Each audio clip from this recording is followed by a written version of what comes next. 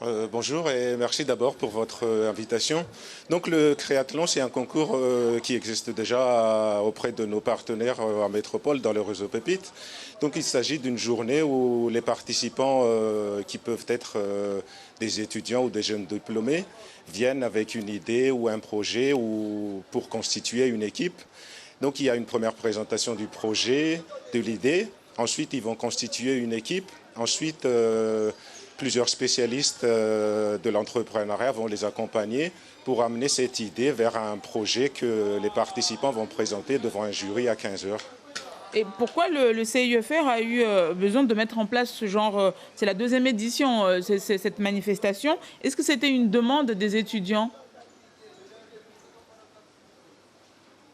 D'abord, il s'agit d'une politique nationale initiée par le ministère de l'Enseignement supérieur et de la Recherche.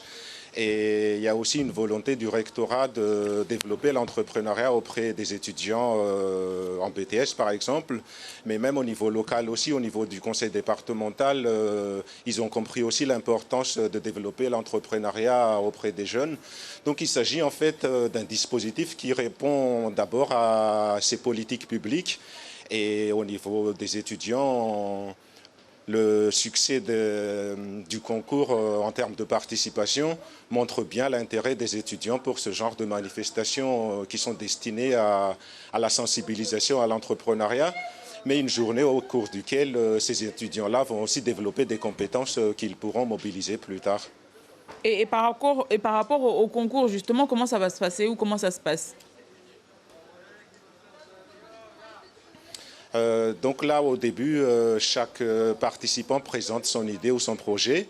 Ensuite, l'ensemble des étudiants qui sont là votent pour les projets. Et on a retenu une dizaine de projets sur lesquels les participants vont travailler en équipe. Donc là, on a une dizaine d'équipes constituées de 4 à 5 étudiants qui vont travailler avec l'accompagnement des spécialistes. Ils vont essayer donc de travailler sur l'ensemble des différentes dimensions d'un projet afin que de l'idée initiale, on arrive à un projet qui tient compte de la concurrence, du marché, du besoin auquel l'offre qu'ils vont proposer répond. Et ils vont faire un pitch devant le jury avec un projet qui a été donc préparé tout le long de la journée.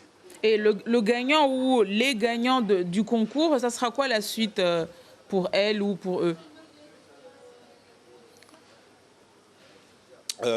Pour eux, donc, les deux premiers prix obtiendront un ordinateur, la troisième une tablette.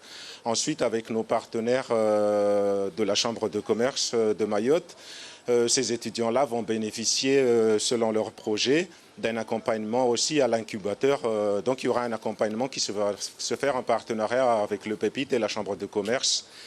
Et la plupart des participants ont également demandé et obtenu le statut national étudiant-entrepreneur qui vont leur permettre d'être accompagnés par le Pépite Mayotte pendant cette année universitaire 2021-2022.